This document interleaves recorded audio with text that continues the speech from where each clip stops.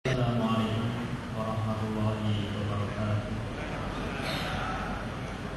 Bismillah, alhamdulillah, wassalatu wassalamu ala rasulillah wa ba'd. Bapak-bapak dan ibu-ibu sekalian, ini adalah pagi yang sangat membahagiakan bagi saya. Saya bisa bertemu dengan bapak-bapak dan ibu-ibu yang tak lain dan tak bukan adalah salah satu pahlawan dari bangsa ini.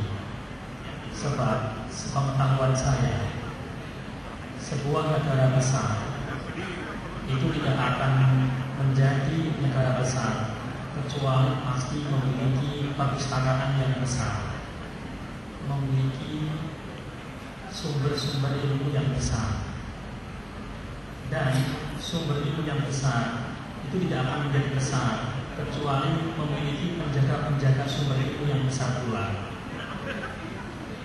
Kita mengenal Daulah Abbasiyah yang menguasai dunia sekian abad, termasuk salah satu daulah terbesar di dunia sepanjang sejarah.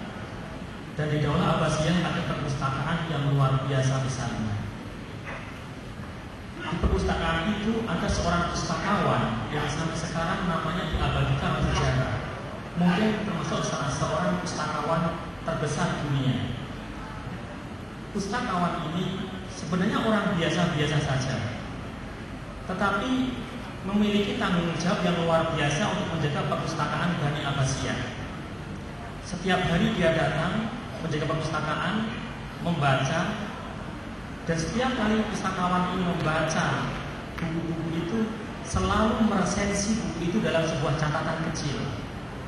Ribuan buku telah dia baca. Catatan kecil pun itu menjadi kemudian catatan yang luar biasa banyaknya, sampai ribuan halaman. Catatan kecil itu dia beri nama Al-Fihris, atau dalam bahasa Indonesia namanya daftar isi.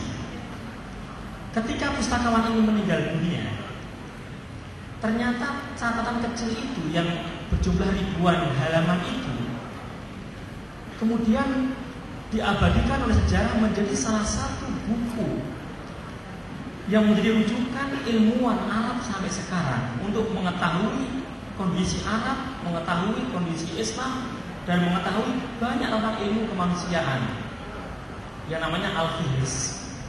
Kalau kita belajar ilmu hadis misalnya, itu tidak mungkin kalau untuk belajar sebuah nama perawi hadis kecuali harus merujuk pada Al-Fihris diantaranya. Untuk mengetahui seorang pujangga Arab zaman klasik, itu diantaranya kita akan tahu kalau juga merujuk kitab Al-Fihris itu.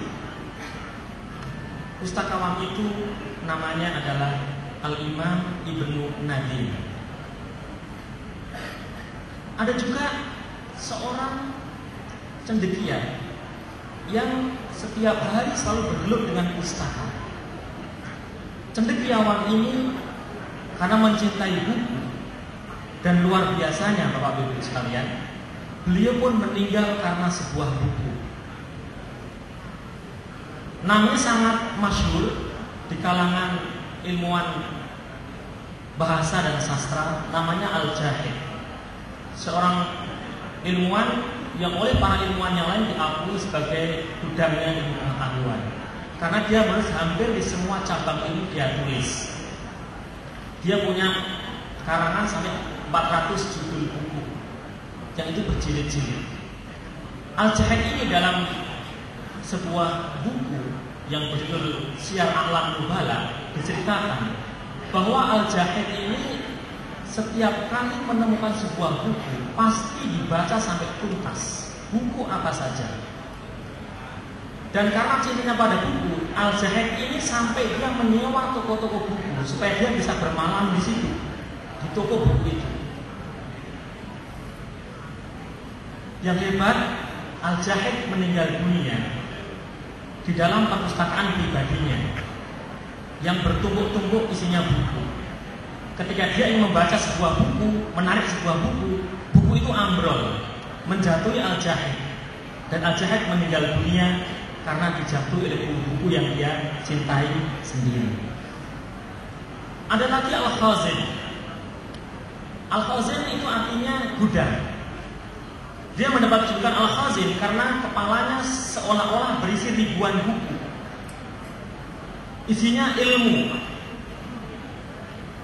Dia memiliki sebuah tafsir yang terkenal dengan tafsir Al-Khazin. Dan ini juga ulama, juga seorang ilmuwan yang sangat terkenal. Hampir semua penulis, pujangga, filosof itu pasti adalah para pecinta buku.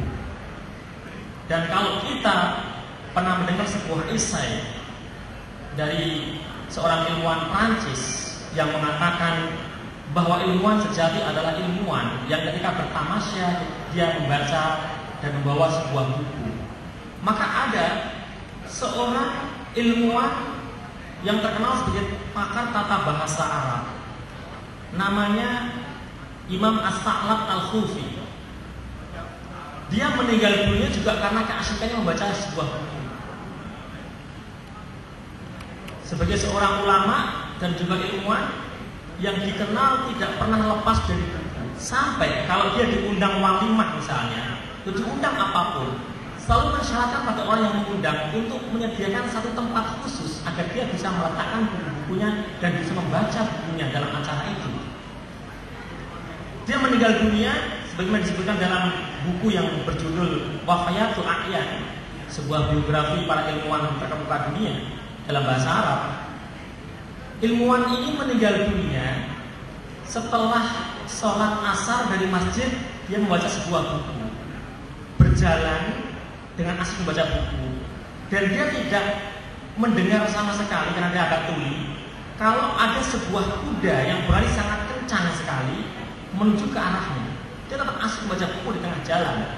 Tertabraklah Imam Sa'lab ini sampai terpental berapa meter oleh kuda itu.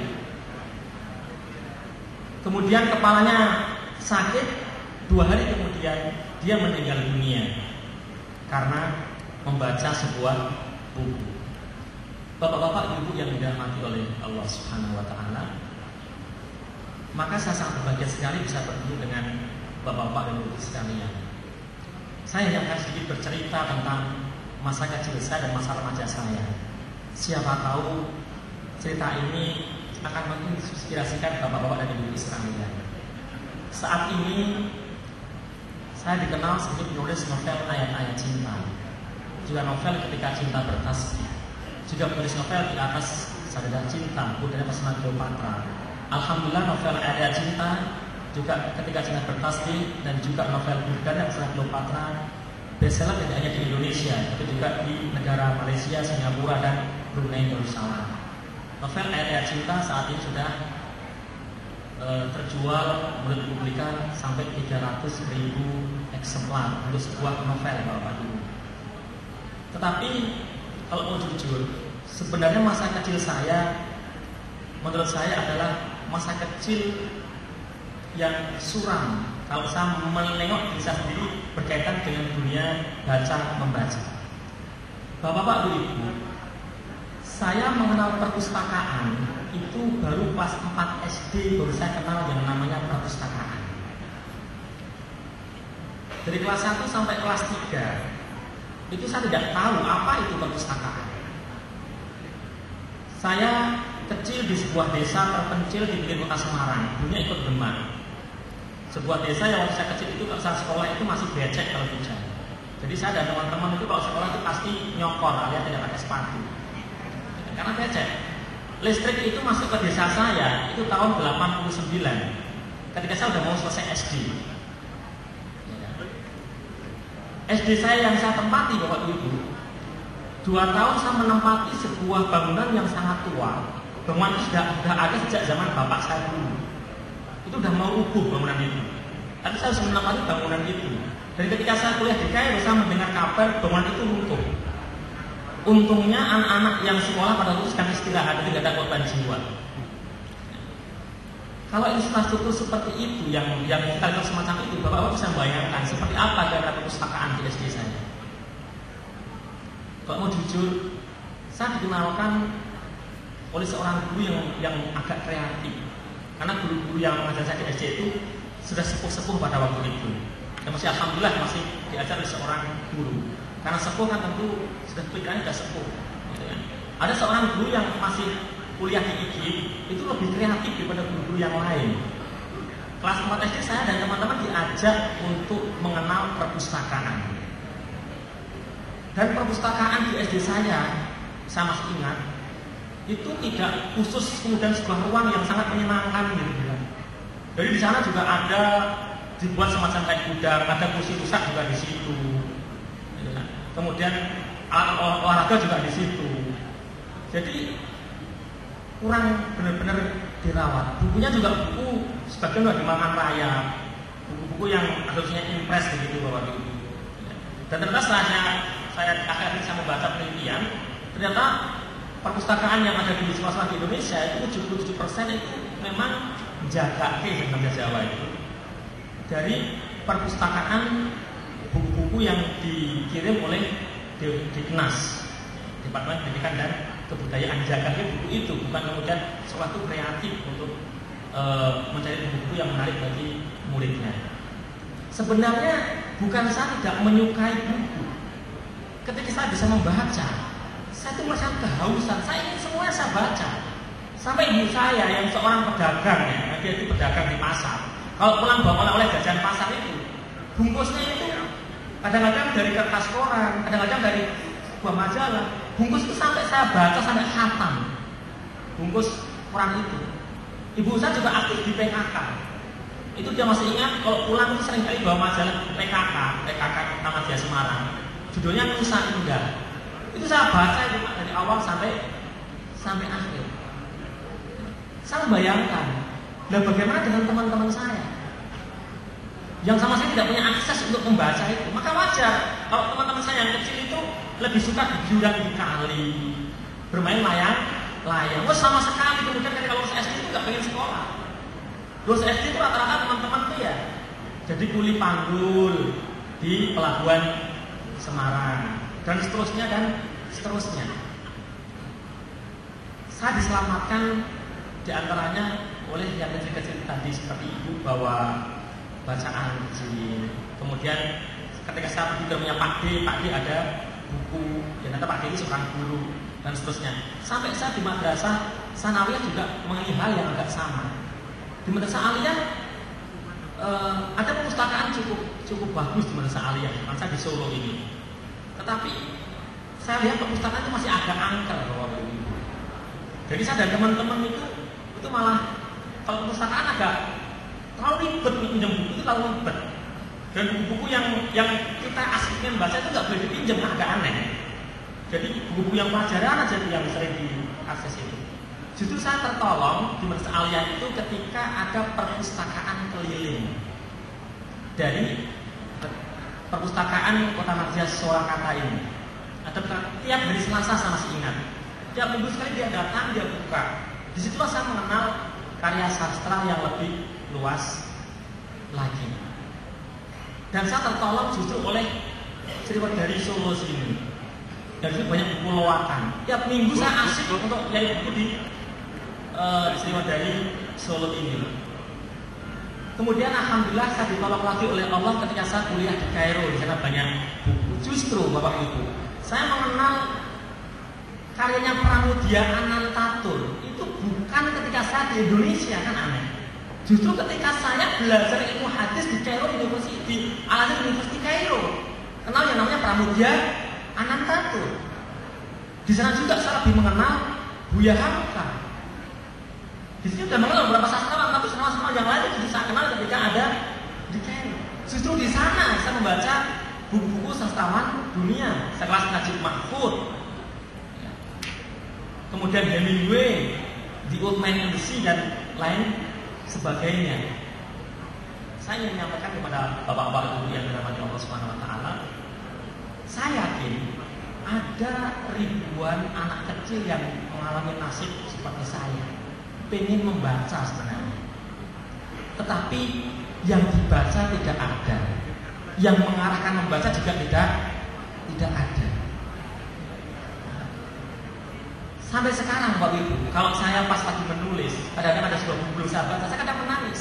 Ketika membaca di Amerika, anak-anak remaja itu sudah membaca karya-karya sastra yang kanon, karya-karya sastra yang induk. Saya Saya baru mengenal jauh setelah saya kuliah. Saya bayangkan, coba kalau saya sejak kecil saya sudah mengenal karya-karyanya Boris Patersnak misalnya, itu kan lebih benar-benar menikmati pengembaraan-pengembaraan yang luar biasa. Bapak Ibu yang dirahmati Allah Subhanahu wa taala, itu mungkin yang bisa saya sampaikan. Kalau mungkin banyak orang mengenal saya sebagai seorang penulis bestseller, jujur Pak, saya masih merasakan masih kecil saya itu korban tidak ada perpustakaan yang layak di SD saya sampai saya remaja. Itu yang bisa saya sampaikan. Wassalamualaikum warahmatullahi wabarakatuh.